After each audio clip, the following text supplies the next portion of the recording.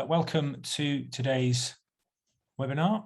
I'm just going to wait for a few more people to join, but thank you all for those of you who are on time and prompt. That's very much appreciated by everybody. I'm James Ballinger. I am from the Behaviours Agency. I'm hosting today, so you won't have to put up with me for too long. I want to obviously introduce you to my two colleagues who are sat before us. We have Steve Brunt. Hello. Who is Planning Director from the Behaviours Agency. The Behaviours Agency is a creative agency that uses behavioural science to make marketing more effective. Steve has a number of years of experience of influencing behaviour across multiple sectors, particularly retail. He'll talk to you a little bit about some examples of his long experience. He also has some behaviour change experience from non-for-profit and the public sector as well, which is interesting backdrop to him. I've lost my notes, so I'm going to busk this. Ross is from Vidatech. Vidatech are a digital mobile solutions provider. Ross has, again, a number of years of experience in providing digital solutions, a particular focus on customer experience. And without spoiling his thunder, he has a particularly great case study around Couch to 10K, Couch to 5K, I should say. 10K would be good. Couch to 5K, which he'll no doubt talk to you about momentarily. They may well do a bit more of an intro to each other themselves in a moment. But without further ado, I'm going to disappear, put myself on mute. I'm going to hand you over to Steve. Thank you very much, JB. No problem. Thanks very much to Ross for joining us today. We've been trying to get this organised for ages because two agencies do have a bit of connection and certainly sort of feel as if we've got a lot in common in terms of our approach. So we wanted to get this session together because we both share a belief that what really matters in the work that we do is influencing behaviour. I think that's fair to say, isn't it, Ross? Yeah, absolutely. I think there's a great synergy between both organisations. Yeah. Yeah, and so our approach and your approach should work together well, but also just the idea of bringing behavioural science into thinking about technology and especially thinking about influencing behaviours in retail it's not new necessarily, but we've taken a fresh approach to it, and I think we tried to bring some interesting examples to life today. But we're going to talk a little bit about theory and background, and then get some good case studies of how that's been done by each of our agencies. I used the picture of the 2001: Space Odyssey monkey because the use of tools is pretty fundamental to evolution of people and evolution of behaviour, and so it's always a good example, and also because it seems to be banging out two Legos, which is nice. I'll hand over to you just to say a little bit about Vidatech before I say about a bit more about us. Go ahead, Ross. Yeah, no, that's great. Thanks. So just to build on what we said at the start by James in terms of who are Vidatech. So we build apps, web solutions and platforms for clients across a number of sectors, and retail is one of those. But we're taking what we understand across the different sectors and applying them into a wide-ranging approach. We provide services around UI, UX, as well as the build piece. So really a full end-to-end digital strategic consultancy. And obviously we're going to talk a little bit around some of the work that we've delivered as part of today. One thing to mention, again, linked a little bit to that behaviours connection, is the fact we are part of the Insights group. So some people in the call might have experienced insights by getting their discovery profile. So understanding if you lead with a fire red or cool blue preference, etc. So the reason for Vidatech being kind of links to behaviour and technology, which we'll explore a little bit in a moment or two. Okay, thanks, Ross.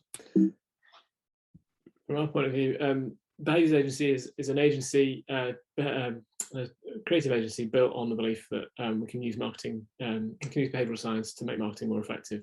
In fact, our view is that all marketing is fundamentally about influencing behaviour, and yet a remarkably small amount of it is based on the scientific evidence of what actually works to influence that behaviour. There's now 50 years of strong behavioural science evidence that points in the direction of what needs to be done, what needs to be built to have the right effects on people. And when you think in terms of motivations, and you think in terms of biases and heuristics or kind of rules of thumb, brands need to be built that way, comms need to be built that way, platforms need to be built that way, and every single piece of creative execution needs to be done that way to be truly effective. So we've built our business around a model that takes behavioural science and applies it to all the challenges of marketing. So that's our perspective.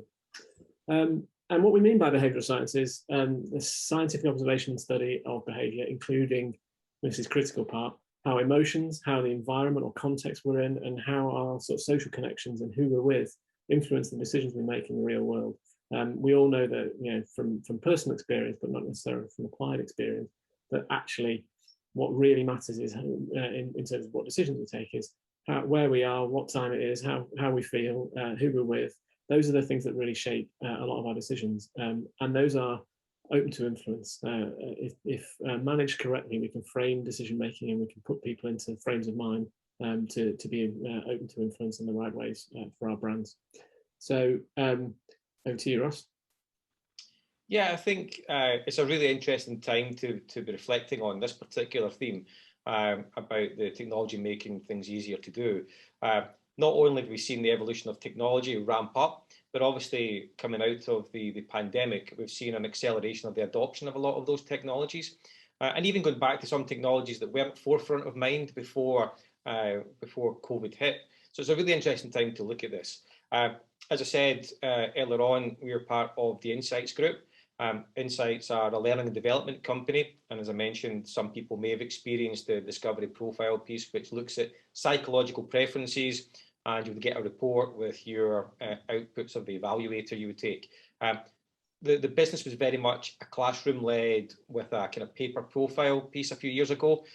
So Greg, who's now Chief Exec here at Vidatech, was Chief Technology Officer at Insights and was looking at digital transformation there. So helping to engage people on a longer learning journey rather than simple kind of classroom or workshop piece. As part of that work, Greg was trying to understand, do I build in-house capability at Insights? Do we work with an agency, or do we acquire a business? And it ended up being a combination of those last two in terms of starting off work with an agency, which is now what Vidatech is, which led to the acquisition. But it's really thinking about the fact that technology is changing everything we do. That was learning it was focused on then, but technology changing how we communicate, how we work, how we play, how we enjoy our leisure time. We've got all these connected devices now. We've got voice technology coming through, and there's just been a super acceleration of the adoption of a lot of those things over time. And it is something that, you know, we should be embracing where it's making our life easier. There's some examples where it's maybe not making our life so easy or getting frustrating, but there's plenty of examples in terms of how much easier it is for us to work, how much easier it is for us to engage as a consumer, and how much easier it is for us to spend our leisure time effectively as a result of technology. So really keen to dive into the case studies in a moment or two and look at some of those aspects. But I think technology is going to be a key driver. And, you know, who would have thought that, you know, 18 months ago, we would have been happy getting into a restaurant and scanning a QR code that were kind of a dying thing at that time. QR codes weren't being widely used at that point.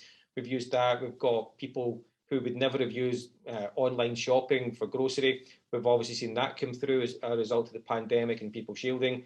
And in general, e-commerce has accelerated about 46% year on year through 2020, which is perfectly understandable. But it's how do we harness that technology now and make it fit for purpose for the organisation needs, for the consumer needs, and us as individuals. Yeah, so isn't it? I think, Ross, the point you're making there about the last 18 months in particular, last 15 months in particular, because there's you know, as the slide says, technology's always been about like making a behaviour easier, but sometimes there's barriers that get in the way, and some of those are just kind of inertia barriers. So people just have a way of doing things and they're stuck in it, and it feels like too big a change to change it, and then something forces that change, and all of a sudden you've got the potential. So I think it's really interesting how many of the kind of technological solutions had to rapidly get developed. You know, nobody believed you could all work at home, and nobody believed you could manage all your bookings online, and all these kind of these institutions that have dragged their feet in all these ways have suddenly found, actually, God, technology really makes life easier, and customers will not want to go back. You know, the sort of sense of being able to book a slot and, you know, order from your table, and all these things that like actually should have been fairly basic already have sort of really come to the fore, precisely because the pandemic has not enabled it, but forced it. And that forced change has now led to real significant changes in behaviour and adoptions of behaviours that just feel simpler. They feel like an easier solution to an old problem. And in some cases, a more social and a more fun solution. I think one of the things that's sort of interesting, you go like this this idea of technology as about making things easier. That's what a tool is, isn't it? Fundamentally, it's an easier way to do it, whether it's the printing press or the hammer. But now we've got technology that really feels as if it's not only does it make it easier, it's not just the user experience of that in that sense. It's actually the ability to bring other people into that picture, the ability to do it together, the ability to enjoy doing it because of the context we can create. Yeah, it should be an enabler. If it's not an enabler, then something's not quite right with the way it's set out. But it's helped on that mindset shift. And as you expressed, there'll be plenty of organisations now that are considering releasing plenty of office space that would have had a view previously that you couldn't work from home. And we've seen that, as I say, forced. So roughly, depending on which report you read, they reckon there's 3 or 4 years acceleration of the adoption of the technology as a result of the pandemic. I think it's probably even more than that in the way that businesses have had to transform. And we'll come back to it later on, but I think a key thing is what's had to be done at pace versus what can be designed from here. So there's a real opportunity, despite the challenges we've had over the past 15 months or so, there's a real opportunity now as well. I think fundamentally that point about technology evolving, it's always has, hasn't it? Like from even back to that chimp, as soon as they have the ability, as soon as ape has the ability to use a stick for something, then their behavior changes accordingly, and then the tool they need changes, and this ongoing evolution of behavior and technology together is, I think, is a really interesting observation, because actually every time behavior changes, as we've seen in the last few months, there's an opportunity for the behavior to leap forward with it every time technology changes. So yeah, you just have this opportunity always to be seeing a new world and how people are going to respond to it and building for that. Yeah, I mean, there's coming back to my insights days for a second. All the discovery frameworks based on the theories of Carl Jung, and he spoke about every advancement of mankind being linked to a greater sense of self-awareness. I think one of the things we need to capture is making sure we're conscious, we're aware of the changes in the behaviour we're trying to drive, rather than some of the stuff that's maybe been done for us and they're subconsciously taken there. But when you think that the iPhone only came out in 2007 and how integral smartphones are as part of our lives now, it's amazing that's only 14 years. Yeah, and actually how much has been sort of dragged into that specific piece of technology, and things that were, so sat nav and every form of communication, even the internet itself, which was largely desk-based at that point. Everything has become embroiled in that one piece of technology, which is potentially, there's been efforts to unbundle in a way, haven't there, in the last few years, but it's not caught on in the way. It's still such an addictive little box, and so much of our lives is run through it. It's quite terrifying, really. Okay, so I guess the thing that how we think about that, how we think about the application of that sort of awareness of behaviour, is that behaviours get shaped by 3 factors: motivation, trigger, and means, and those factors matter more at different times in the customer journey. This is a really basic, obviously, a really basic sort of representation of any customer journey, which is that once you've bought something, you get on with using it and you stop thinking about all the reasons you might have chosen it. And until thoughts start turning to buying again, you're just a consumer. You're passively out of market. You might be vaguely interested in the topic, but largely speaking, you're not actively considering any sort of purchases. So only when your thoughts start to turn again do you start to be open-minded to the possibilities of the category. And only when something triggers you to actively enter the market do you start judging those products on the parameters and the sort of the yardsticks of the market. And at that point means that what you might have to give up to get those things matter much more than the reason you originally wanted it.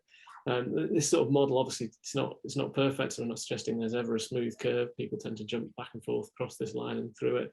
But the fundamentals of what drives behaviour are: you have to be motivated, you have to have the facility to do it, and you've got to be triggered to do it. But those things matter differently at different times, and we can target them accordingly. And what's interesting when you think about because this is a cycle, because ultimately we don't, there's not many things besides maybe wedding dresses that you only buy once in life. There is a cycle that this represents, and so anything that's cyclical is open to being made easier and open to being made habitual. And so that's a big part of what we're here to talk about today, is how do we shape behaviours, because actually most of what we do most of the time, we do most of the time. So 40% of our activity in any given day is the same every day. I've just had basically the same lunch I had yesterday.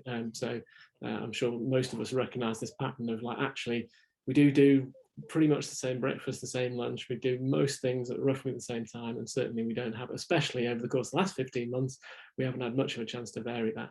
And that means that all habits are incredibly powerful because our brains can basically switch off and allow that work to happen on autopilot, which is an incredibly important part of how our brains work anyway. 90% of what we do is habitual. It's not actively considering things. It's doing what our brains just tell us are the natural things to do in those circumstances. So shaping habits is really vital to winning any kind of retail battle, because you've got to be basically first to mind to have any chance of winning. It's really interesting. I've come into our office here in Stirling for the first time in a significant period to work today. And I'm in here on my own, but I went across to the cafe that's part of the campus and just having a conversation with them to understand how the business is going. And she says that they're struggling because people have got into the habit of making their own lunches when they weren't open and when people were at home, etc., over the period of time. Now, whether that's a health conscious decision or whether that's just a habit in terms of a process going through that day. But she's struggling to change that habit of people making their own lunches and get back to coming to a cafe or somewhere else for that takeaway lunch. So it's affecting all kind of sectors at this moment in time. Yeah, exactly. And so much of what we were doing 15 months ago was built around habits that were ingrained in the 5-day week, in just sort of doing the same thing every weekday. And even when we're back to work, the idea of dropping easily into the habit of commuting or easily into the habit of sort of stopping at the coffee shop on the way, those are all things that are now broken. And how easily they'll rebuild. Some of it, if things had snapped back a little quicker, everything would have snapped back a bit more. And if we were returning to a very, very patterned behaviour, then that would happen. But at the moment, we're still in a heightened sense of awareness of everything we're doing. Commuting is not a mindless process at this point. So it's really interesting how much of what we do is still being affected, even if we're doing what we used to do. We're not doing it the same way. We're not doing it with as many people. We're not following the herd the same way.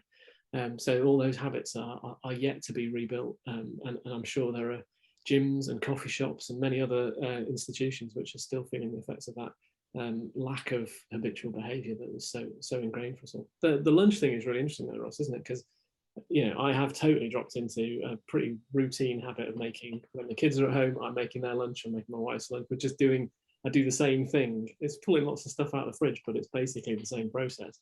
And you just don't know what to do when you leave the house. It's not the same process, right? Probably hammered that point enough now. I guess the point really is what actually is a habit. When you think about what it represents, it's basically a response to a given cue that delivers a reward that's suitably satisfying for the brain to say, actually, next time I can do that again. Now, all our brains work on 90% of what we do is just what we call our system 1 bit of brain.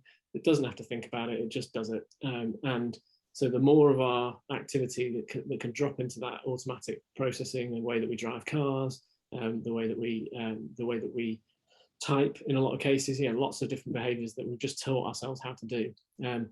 In the given context, we know that a certain behaviour is going to deliver us a certain reward. And we don't have to think about it. It's near automatic in a lot of cases. And so the process of forming those habits is finding an action simple enough and a reward satisfying enough that actually you won't next time have to question that process. Not necessarily the easiest way to solve the problem or even the best reward that you could get for it, but one that is satisfying for the brain's way of approaching that problem. And the cue has to be there. There has to be something that sort of triggers it every time, because habits do need to be following a pattern. So they need to detect a pattern to be able to follow it. Ross, you going to ask these? Yeah, just when I started talking with you, Steve, around the subject for this webinar, started thinking about habit in general, and I think it's interesting time, as we've said. So there were 3 questions that I kind of formed in my own mind around this that would be interesting to see what the response is in terms of people who've joined the webinar. But just for these to hold to yourself just now, that it's about what consumer habits are you having to adapt to right now? You know, we've just spoken about the lunch as one example. You know, the kind of the drive for click and collect, so less people going to physical locations. We've not quite seen that bounce back yet, etc. So what are you having to adapt to? And I think an interesting one to also think about is, what are you looking to create? What are you trying to drive? We'll talk about a case study in a moment, which is not from retail, but it's really about trying to drive a behaviour in someone, you know, which is a really strong case. And then it's fine to think about the consumer and the changing world for them, or what habits we're looking to form for them, but it's also thinking about what habits do you need to change or adopt as an organisation, as a business. We spoke earlier, Steve, there about the kind of barriers that are broken down to working from home, and people just caught in that cycle, not even maybe considering how the technology could facilitate that effectively. But what are the other elements? What are the things that you've always been doing that you maybe need to think about forming a new habit around? So just some context to think about the lens we're shining today through habit and technology. Do you want anyone to respond now, Ross, on that, or just like part of the questions? I think just as part of the questions maybe later, but just maybe hold those in your own mind as we go through the rest of the presentation, Steve. Yeah. I mean, I think it's really interesting because like we've got a retailer that we work with who has had to massively expand their online delivery capacity, you know, big presence, but like you know, very much a kind of store experience driven brand, and the switch to online is, you know, they were selling big things in store and selling a lot of little things online, and obviously their delivery operation is not set up for little things. So the challenge of actually adapting to, you know, to consumer habits being much more comfortable buying small stuff online than big stuff, because obviously you're buying a sofa, you sort of want to sit on it. And that kind of, although there's a shift in consumer behaviour, it's not necessarily a complete shift that replicates the model before, is it? No, we're definitely seeing not just big in terms of physical size, like a sofa or something like that, but definitely in the kind of luxury end, the higher value ticket items is where we're seeing more of the natural draw for the physical piece, and the kind of transactional piece, the lower value, maybe is being seen to stick a little bit more with the online piece. But again, there's lots of people who have, you know, get into online shopping, understand e-commerce now that didn't.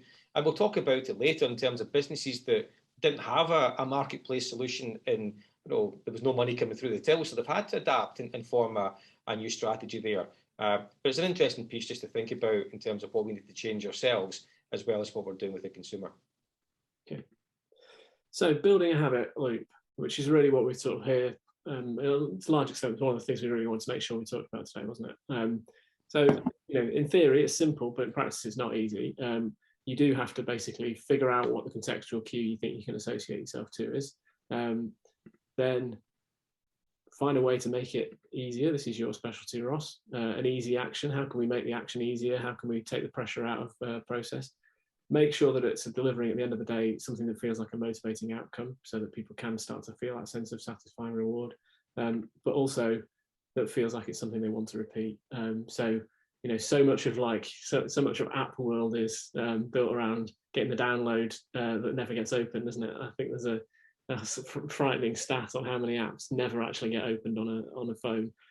But yeah, fundamentally, you sort of want that app built into the day, don't you? You want something that people can have a trigger to open and to re-engage with, and that makes their life easier, but also that it always delivers something. It's one of the powerful reasons why social media works so well, because you just get that satisfaction of a whole load of new little red boxes telling you that someone said something.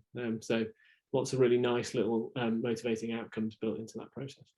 Yeah, and for me, we've all been there where you don't have the storage space on your phone anymore. You go through the apps that you're deleting, the ones that you don't use, and half the time you don't even remember downloading them. Very similar model we've implemented over the years here at Vidatech in terms of the hook model by Near Isle. It's very similar to this.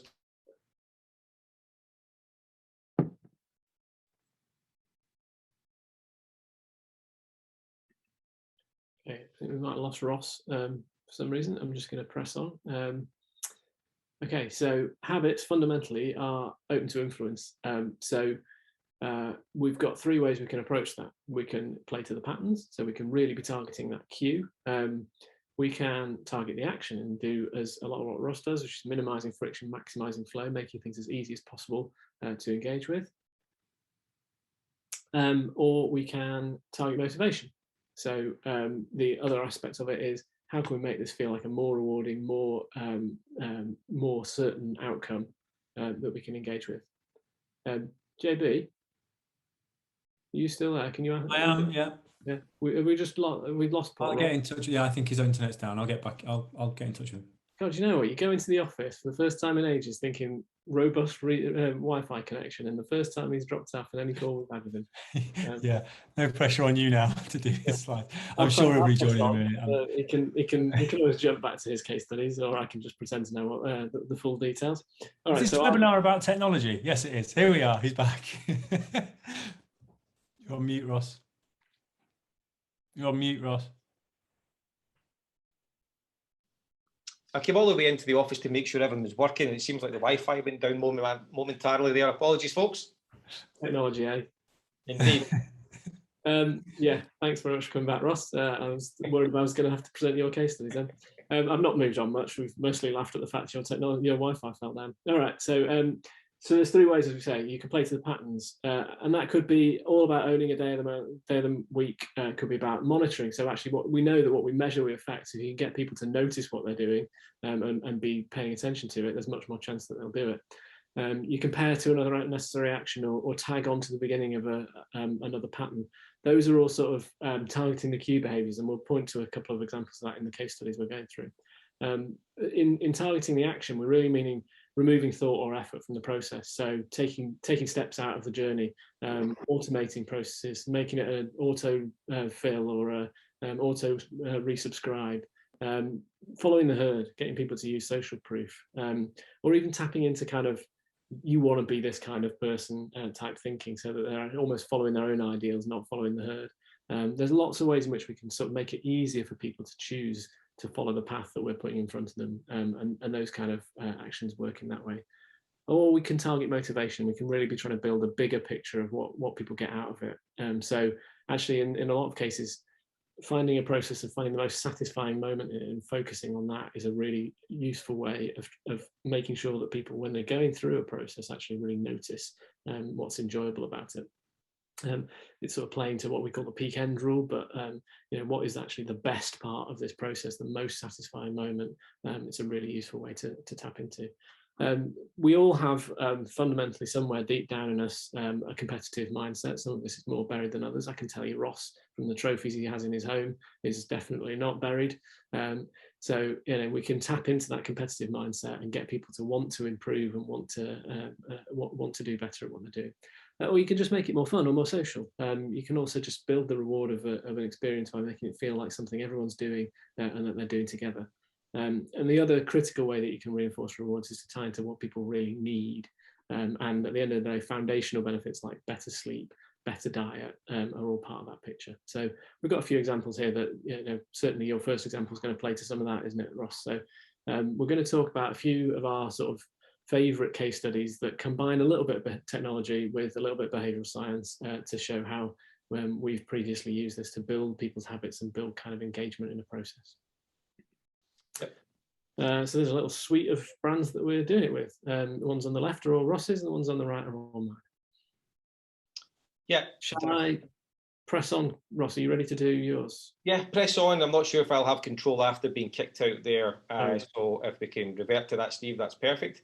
So yeah, as we spoke about this with yourself and Tamsin originally, it was very much clear in terms of there's some solutions that don't necessarily fit in the retail space, but very much are appropriate to this conversation and thinking about how do we take the good elements of those and bring them across. So I'm going to talk mainly about Couch to 5K. I think one of the great things about Couch to 5K is that the majority of people have either tried it or heard it and know somebody who has.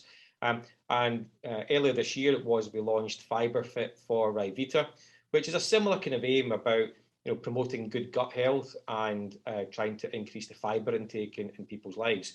So that positive behaviour shift essentially linked to a positive outcome. So rather than it being a kind of negative connotation of being associated to diets necessarily. It's more of that positive piece about improving the gut health. And, you know, we're in a time when the whole nation is looking at how do we improve our own health. So both of these apps have been fantastic to work on in the past year or so in particular. What we do is we take what we've done here with the likes of that hook model I mentioned and thinking about those triggers that we can build in. We take that and apply across different sectors, whether it be retail, finance, etc. Although the stuff's not retail, there is a lot of specific content that we'll cover off here. Great. Okay, Steve? I can tell you I'm stuck on couch, Ross. I've not made it anywhere near 5K. What have you tried it at all? No. Okay. So I mean, couch to 5K, I love quite simply in terms of, I think the word I would use for it is simplicity. It's very simple and intuitive to use for the user. There's some complex things happening in the background, but I love it in terms of the kind of simplicity and complexity that is linked to it.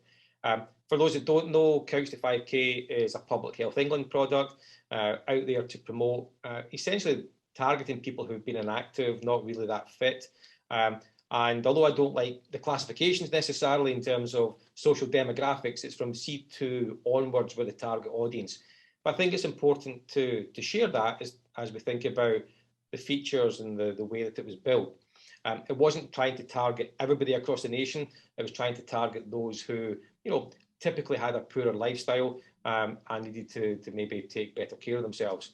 So Couch to 5K, designed as a 9-week program that takes people from being pretty inactive on the couch where you are, Steve, right now, right through to being able to run a 5K in a period of 9 weeks as a set program.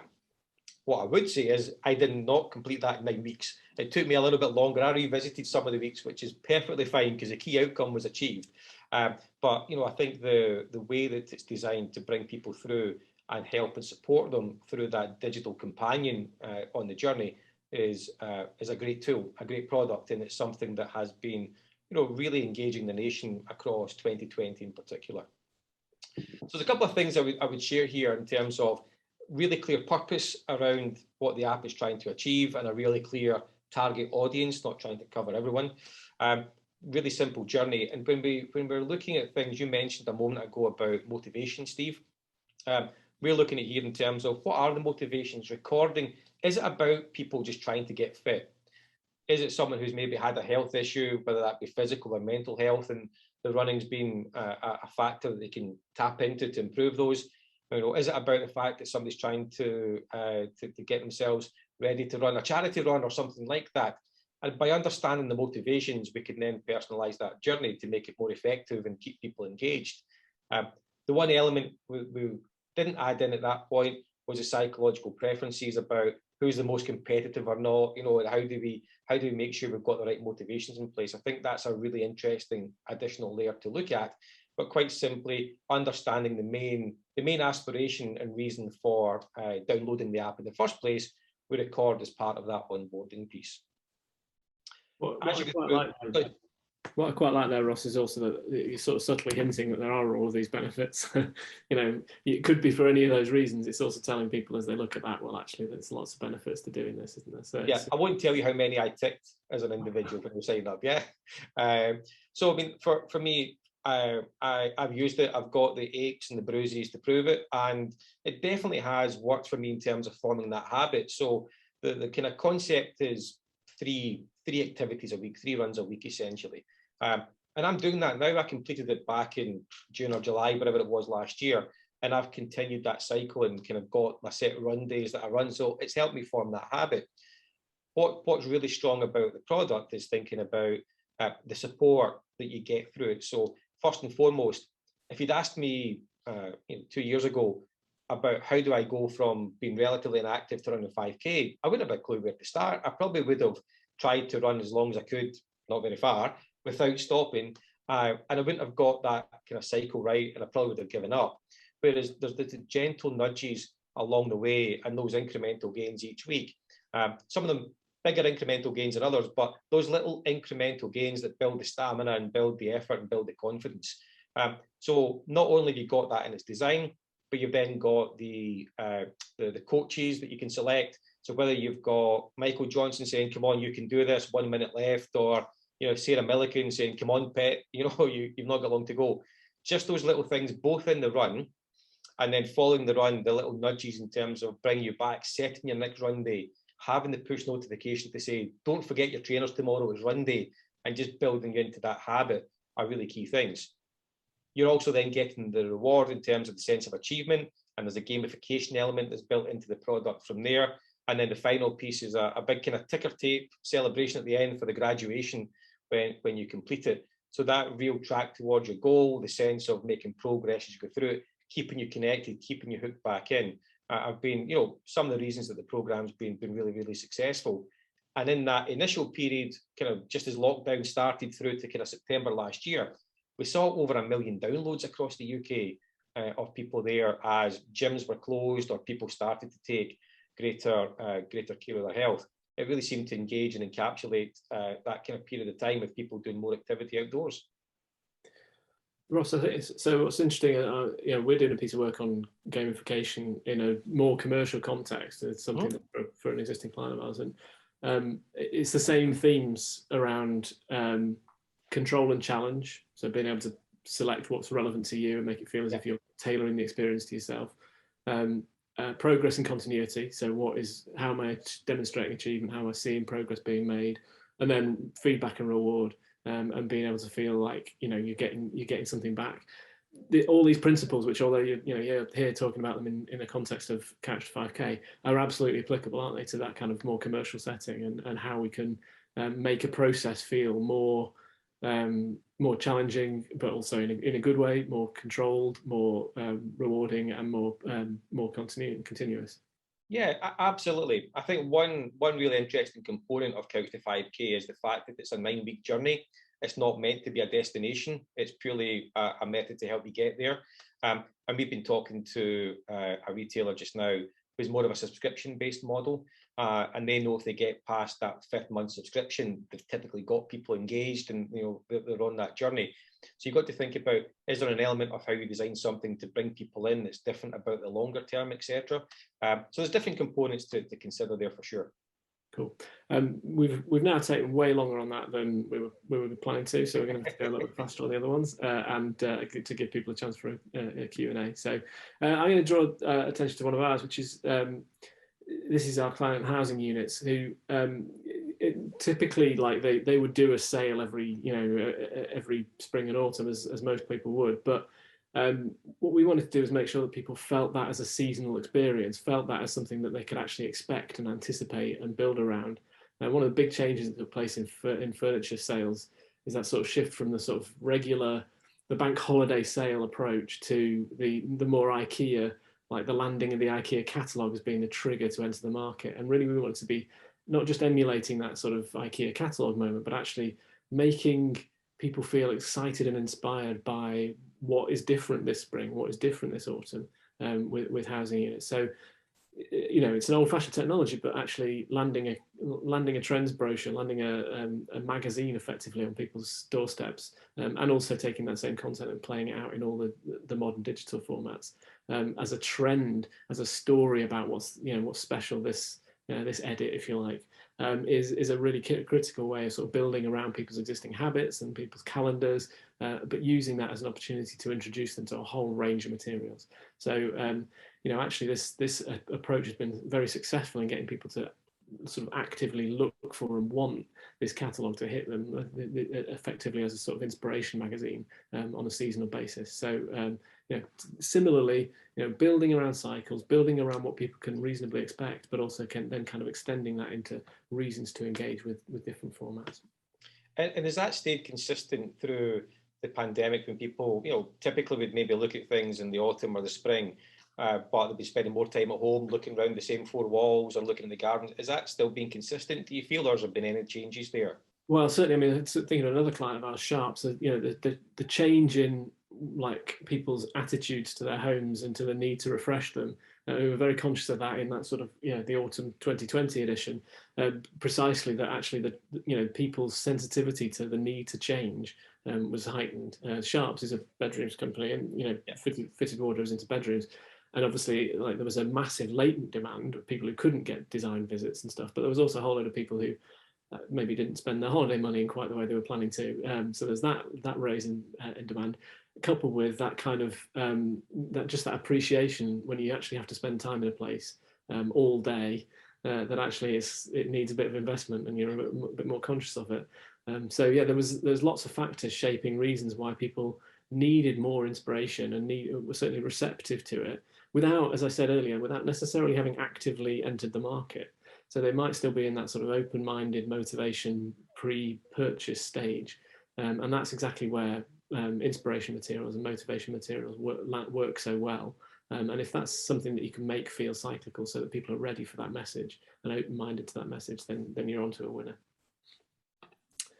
Conscious of time, so I'm going to move on. Another example we wanted to use was this was DW Fitness working with Nike to get actually selling and delivering through their gyms. So DW obviously has the retail arm and the fitness arm, and the two came together in this kind of concept, which is rolled out across the gyms in 2019. But actually, 2020 has rather messed that up.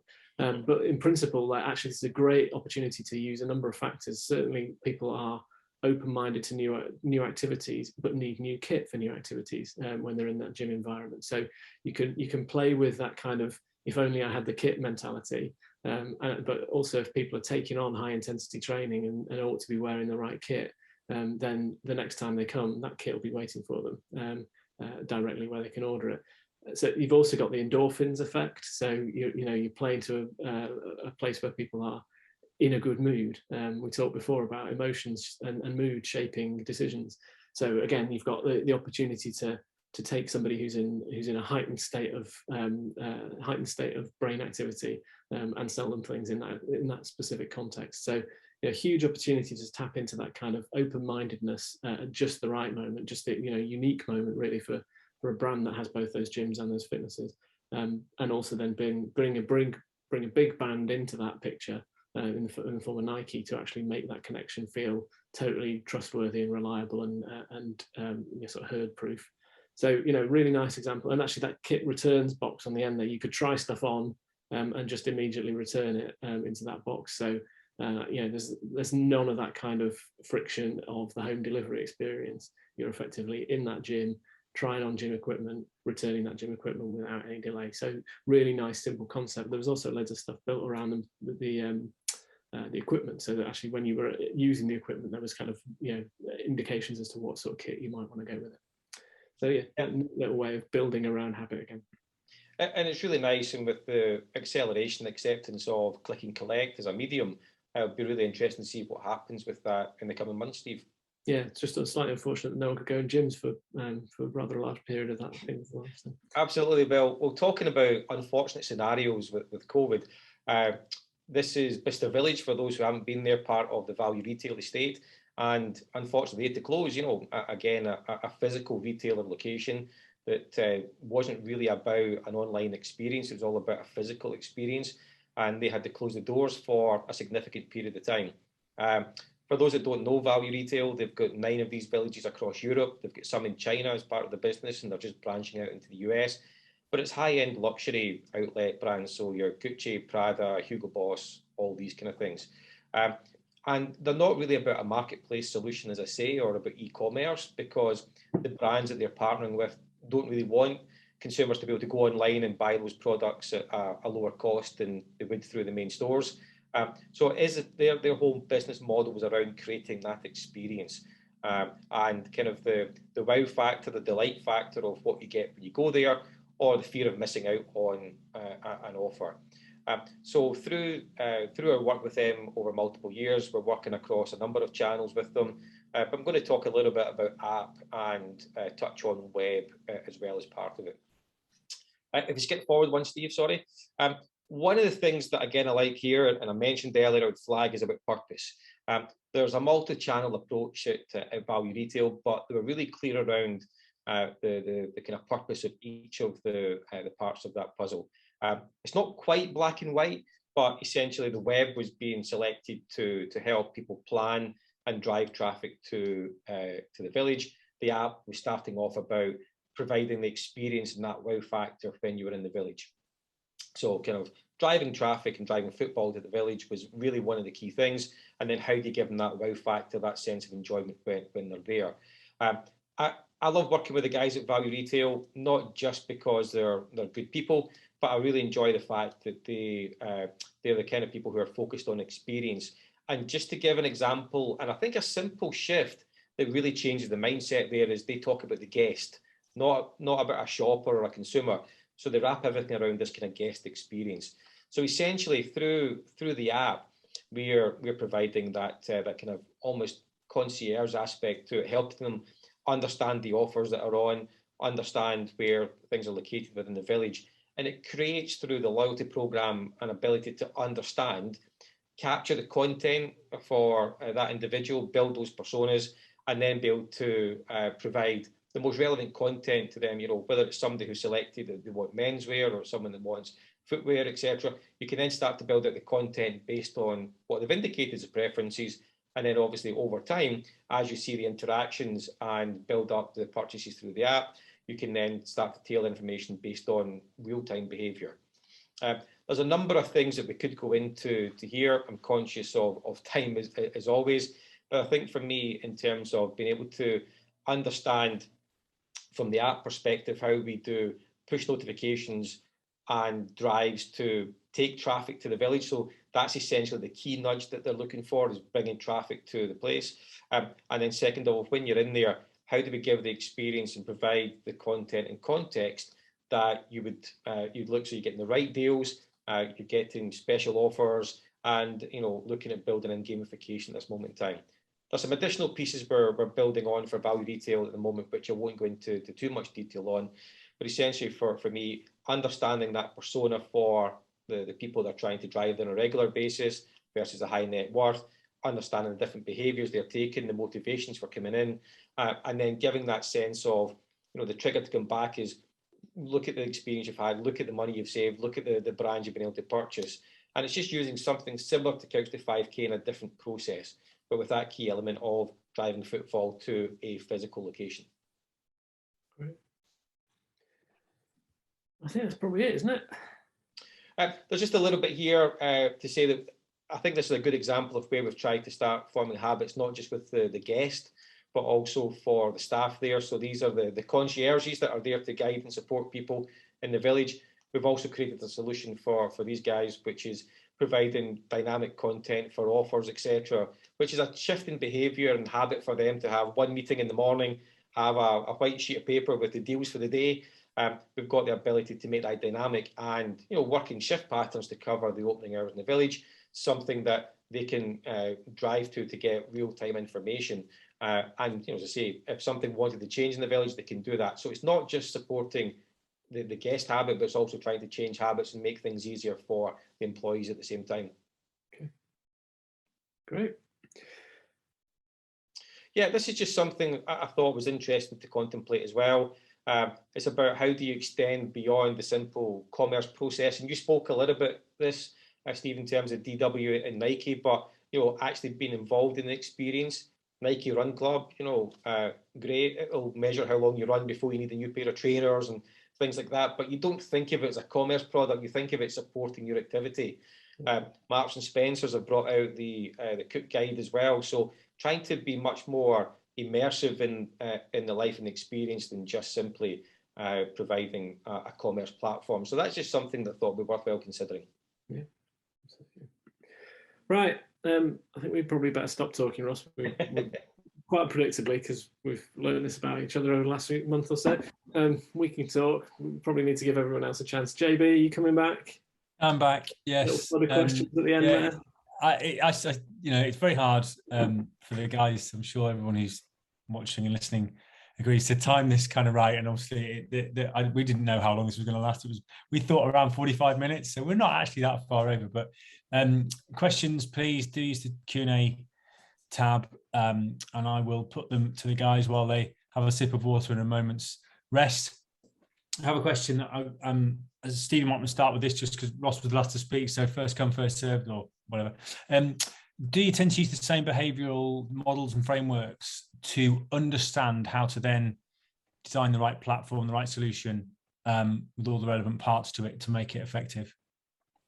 Yeah, from our point of view, like there's a difference between what you do to target motivations and what you do to target means. So the means are effectively, what resources am I going to need to expend? And so our models for thinking about like behavior in market, behavior when people are actually sort of in the customer journey, are slightly different. They're sort of designed around that process.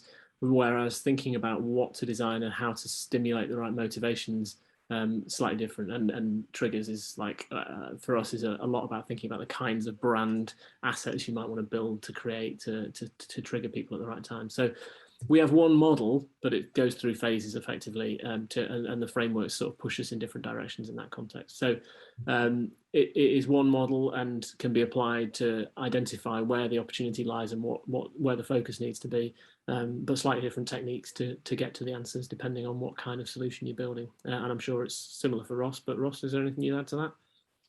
No, I think the same as you guys will do. It's about the process and experience you go through to truly understand the kind of vision and get that right for the customer. So the models and the processes we go through are similar, but the outcomes are driven differently through the situations. Okay, cool. Next question, Ross. Are there any particular things that companies have done, or even consumers have done, in the way they've responded to the pandemic that we should take lessons that we should be taking away in terms of habits? Yeah, I mean, I think it's going to be interesting to see how many of those habits kind of creep back the way in terms of what is the new world for people going forward. I know myself, I'm trying desperately to keep to getting out for a bit of exercise, either a walk or run first thing in the morning, but does that dissipate as we start to need to travel and go to the client meetings and things again? I think for me, the key thing that we can take from is the level of adoption and the way we can engage in a digital world. But understanding how do we personalize that piece? How do we make sure that the acceleration and adoption just doesn't become a me too, but how do you really own? And I really understand why businesses had to get something in place just to be able to trade, just to be able to do business. But I think now is the time and the opportunity to consider what is the journey they want for their people, what's the experience they're trying to create for their consumer or for their employees, and putting that in place. So really reflecting on some of that great work that's taking place, but as I say, how do you differentiate? How do you make sure that you're giving the right experience? And I just want to ask this to Steve, if you go the other way and say, what about the bad habits that people have picked up or from the pandemic? What can brands do differently, I suppose, to respond to the less desirable habits should they want to? Well, yeah, I mean, the obvious one there is, and I just heard a knock at the door, so I'm assuming this is an example of it. We have all got rather addicted to the ability to just have it delivered to the door about 12 hours after we ordered it. That fundamentally is a big threat because there's really one retailer who remained nameless who sort of dominates that position, and it's extremely hard to compete with, and it plays to all of the behavioral science elements of immediacy and the kind of desire to have it right now, just a fundamental focus on as soon as possible, please. And actually, retailers are going to need to find a way to reintroduce the value of a little bit of patience in that context, like the value of actually getting what you want from people you want to deal with. And that is going to be a huge challenge, rebuilding that picture. I think one of the examples of people who seem to have done incredibly well in this space are Next, who have like rebuilt themselves as a kind of hub for a whole load of different deliveries, and who, because they've combined that, because they've always had that returns issue, sort of function as a hub because it also gets rid of the stuff. It doesn't only deliver it. And there may well be a route out of the kind of addiction to the next day delivery just from the sheer volume of crap we've all got building up in our hallways. And the ability to sort of address it that way and solve some of that challenge. But yeah, it's going to be a really, really interesting one. Is there anything you want to add to that, Ross? We've got literally 2 or 3 minutes, so I've got another question, Ross, I can put your way regarding Couch to 5K. Well, go for the other question. I think Steve covered that really well there. Okay, cool. So this is from James Shuttle, actually. Thanks, James. He says, after someone has achieved the Couch or achieved the 5K, is there a process? Is the next part of that project to take them up to 10K? Is that what the is that part of the design process that you're doing? Is that what the next phase would be? Do you know, it's a really interesting one. We've discussed this at length over the past few years. At one point, there was a talk about potentially partnering with Parkrun to kind of almost signpost people to a kind of physical meetup after that, be part of a club. But no, there isn't really a kind of desire, given the original purpose of the app, to do it as a 5K to 10K type piece or extend it out. The feeling is that there's other things in the marketplace that can do that really well, and that Public Health England have kind of done their job if they get people up to that capability to run 5K. So kind of really understanding the niche part they're trying to occupy, the messaging they're putting behind that, and then maybe not directly signposting people, but trying to get them to move on to other bits and pieces. I suppose it's building the habit of doing 5K again and again and again, right? Because then you're doing the regular exercise, which was the premise originally, I guess. Yeah, and you know, I certainly wouldn't say I'm the walking specimen of that. Far from it. If to meet me face to face, but you know, I've got into that habit and really enjoyed it, whereas I would never have thought I would have. I think for me the key is how do we make sure that even if people do drop, they've still got couch to 5K there they can get back on the horse with. Essentially, they can get back in the saddle and bring it through. So even though it's only a journey, it might be a journey people take a few times, and you know that's okay.